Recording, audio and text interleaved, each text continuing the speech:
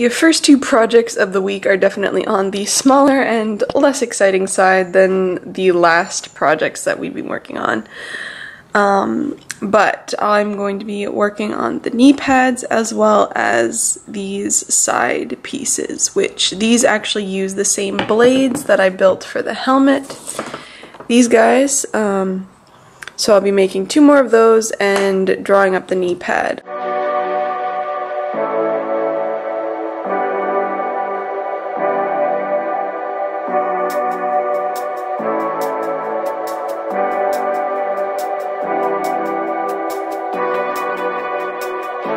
Alright, so I transferred my template that I drew onto some cardstock, and I also realized that the left side and the right side have different back things. Like this piece is a raised piece, but then there's like this flat back piece. So I will be making separate templates for each side using this, and I also finished the smaller blades. So I was going to make them like using the template, the exact same template that I used for the helmet blades, but then I realized it was like way too big for the scale, so I just shrunk it down and used it to make these. So yeah, they are built the exact same way, they're just a bit smaller. Yeah, so I'm going to get this template made up and transferred. I'm probably going to fold some Warbler for this back piece, just so it's extra strong, and then this is going to be foam and then covered in Warbler.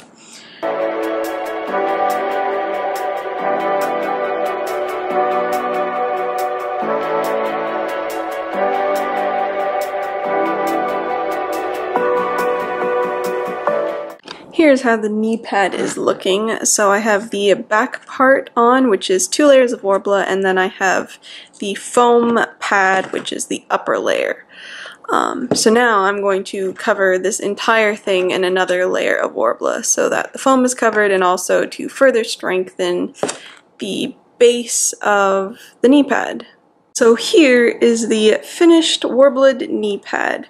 What I'm going to do now is actually warble in some elastic for loops, because that's how we're going to be attaching the knee pad to my pants.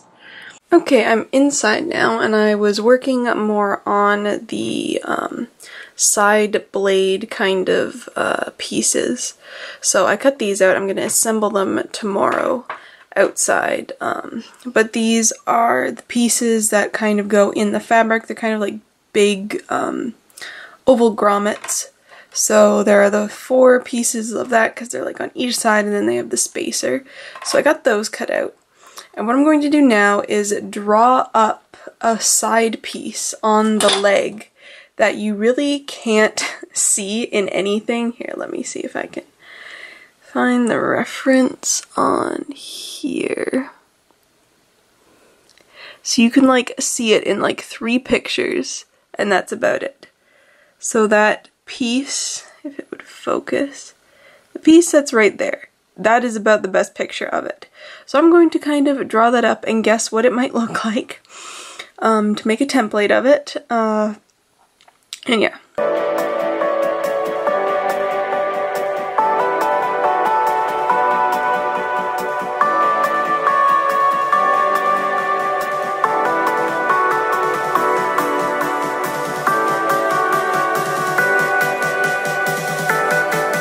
So here's what I drew up for the little side piece. A pretty simple piece. Obviously I can't really see the detail, so that's kind of close enough to what it's getting.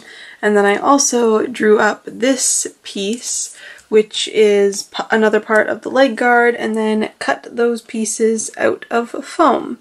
And that's actually where I'm going to stop for the night. So I will see you in the morning. Good morning. I'm about to head out, but I wanted to show you what I have done so far today, which is just this. I'm not sure if I mentioned it earlier, but basically it is supposed to rain here all week, which means the humidity is ridiculously high, which means I can't spray prime anything. So I can't prime the helmet to then be able to start painting it. I can't finish priming the Electro Ripper staff, can't do anything.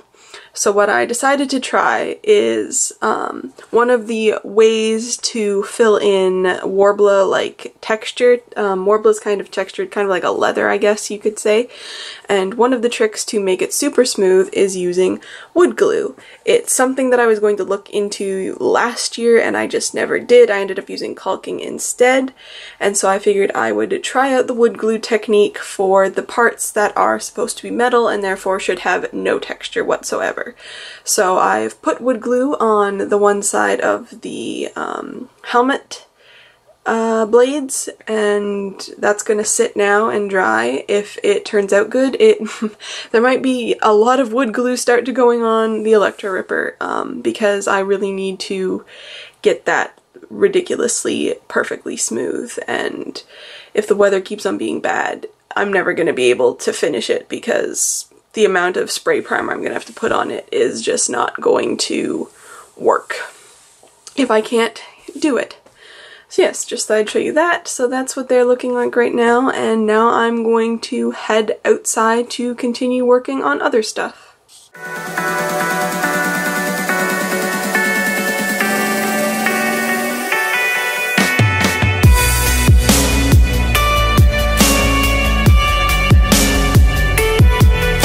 Alright, so I got the details in these tiny pieces done. They are part of blade pieces, and then I also put on the edge on the one side of the like grommet piece or whatever I'm going to call these, which is all I can do with them right now because I'm going to need to actually put them through the fabric and then attach this side.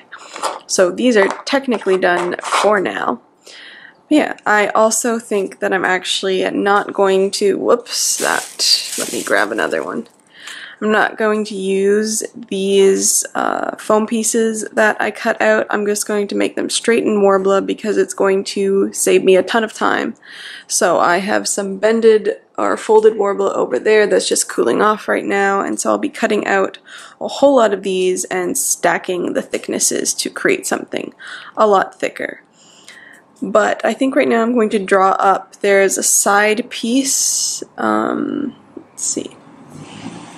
Yeah, so though that post is what those are, and so those are those that I'm going to remake, and then so I'm going to draw up this side piece that kind of attaches everything together, which is kind of just a modification on that template.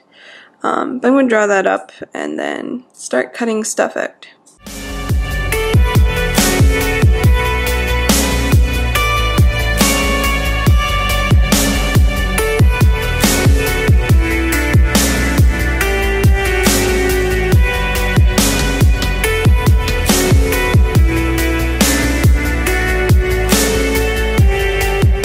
So I've got all the blade bottom pieces cut out and put together. So these, there's more over there, but these ones are 4 layers of Worbla.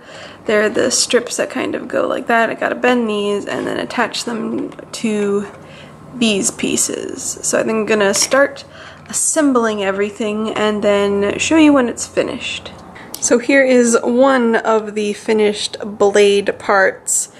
It is a really fiddly piece, so this took quite a while, but it does look, if it would focus, yeah, it's a super fiddly piece, which it's annoying that I'm sure almost no one is going to pay attention to the detail that's actually on it, but it does need to be accurate. So yeah, that's what that looks like, and now I'm going to build the other one.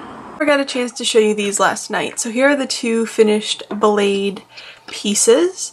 So they are basically like they're finished. They obviously need to be primed and installed on the actual fabric parts. But today I am actually mainly going to be working on figuring out the mechanics behind the arm blades.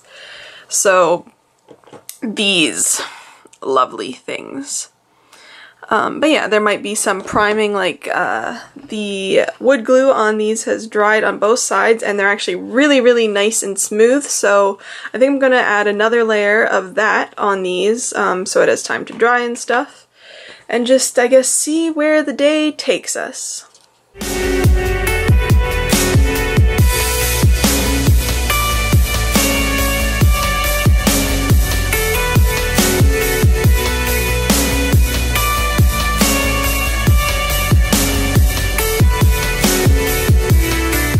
so here is what I got together. So I made a tiny version of the vague idea of the Vam braces, I guess you could call these, because they are arm guards, so they're probably technically called Vam braces. And so this is actually how it's going to work, and it's how I planned on them working, and I actually can't quite believe it did work, because I was betting the entire existence of this thing actually working on this plan, and I really didn't think it would work, and it does. So the plan is, obviously, this is a super rough paper version, so it's not as smooth as it should be. But basically how this works is you have a pivot point down here, and I'm going to be explaining this thoroughly so that when I forget how to actually build this, when I'm building it next week, I can just look back at this vlog. So you have a pivot point down here, which is going to be very easily hidden because there are already two circular things down here. And then you have a main part in the middle, which is going to slide, and it's going to, these ones aren't attached, I only bothered to do it with two of them. It's going to slide up, and it's going to fan all of them out, like that. And how these work is that you measure out how far you want the blade to go out, and then when you have it closed up, you put that measurement, it's going to be an aluminum, a flat aluminum rod. It's not a rod if it's flat. I'm not sure what you would call it. A flat aluminum piece. So you already have this measurement when they're open, and so when they're closed, obviously they need to be flush with this main body piece, and so that's how you figure out where the hole, like where it actually needs to attach on the blade.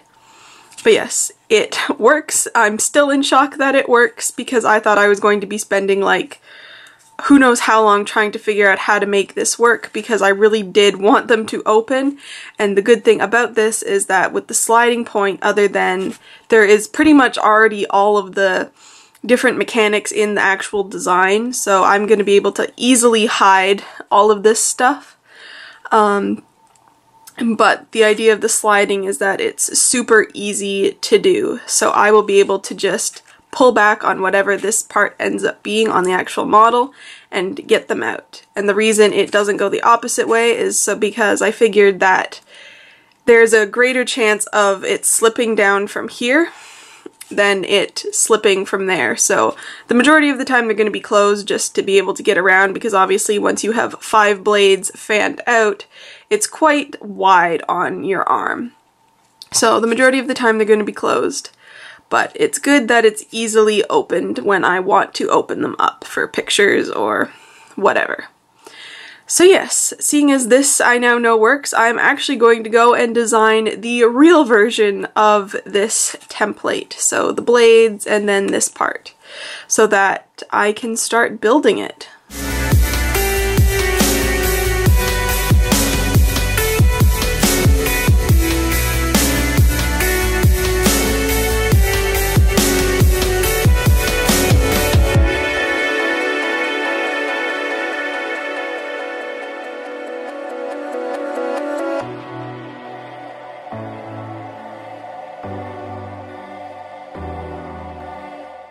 So here is the finished printed out template that is to scale and is one of the blades. So the blades are pretty much exactly the same shape as one of these little fin pieces because it fits in perfectly. So yeah, that's the finished template all scaled up and ready, and I'm going to go to bed now and start building this tomorrow.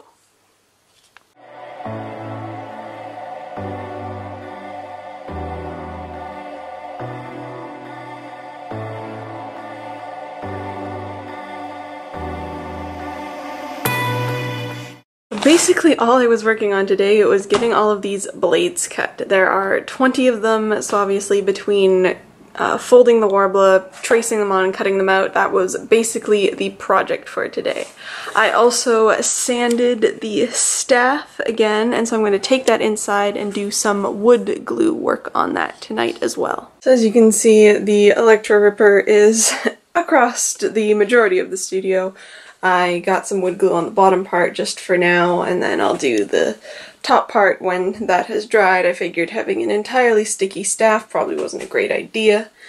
But yeah, I'm gonna go outside now and start working on the van braces again. Alrighty, so here are how things are looking so far. As you can see, I have the two bases for the arm piece. They are all 20 of the blades. And what I'm actually going to start doing now is building up the different dimension of these parts in foam. That way it will cut down on the weight of them. Like, these are going to be extremely heavy as it is. I mean, each one has 10 blades, which is each stack, and they're pretty heavy on their own, not to mention the hardware that's going on them, the aluminum, just these parts in general. So to cut down on the weight and the amount of Worbla I'm using, I'm going to build up the layers in foam and then cover it in Worbla. So you'll still get the dimension, but it will be a lot lighter. Hopefully you can actually see this. It's getting a bit darker out, but I have the first layer of foam actually on the piece, and then I have these two pieces that I'm now going to bevel some of the edges that need beveling, that I'm then going to stick on top. There's lots of layers, and it's kind of really difficult to tell just how separated everything is on these, like for the different layers and stuff, so it's kind of an educated guess, but hopefully it ends up looking accurate enough.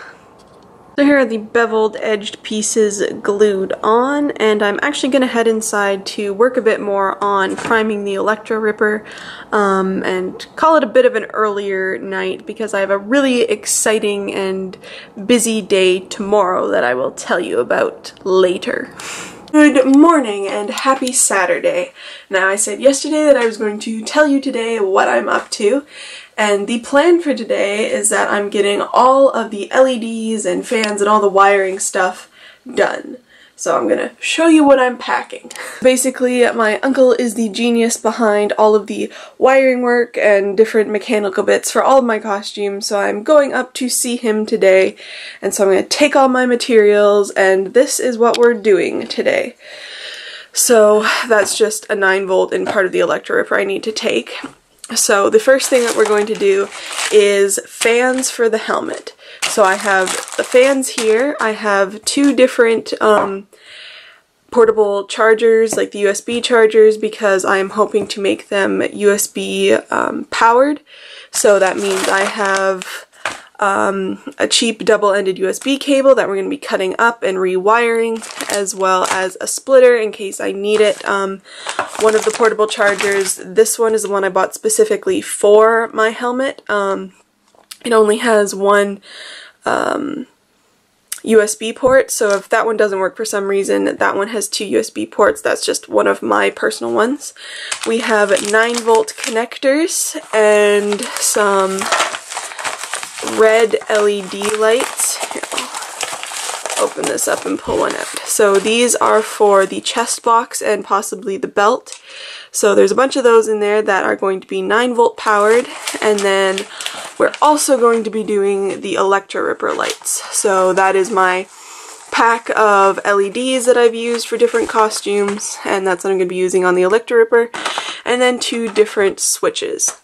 And of course I'm taking the Electro Ripper and my mask. But yeah, that is the plan for today. It's a lot later in the day now, but I'm finally back and it was a success.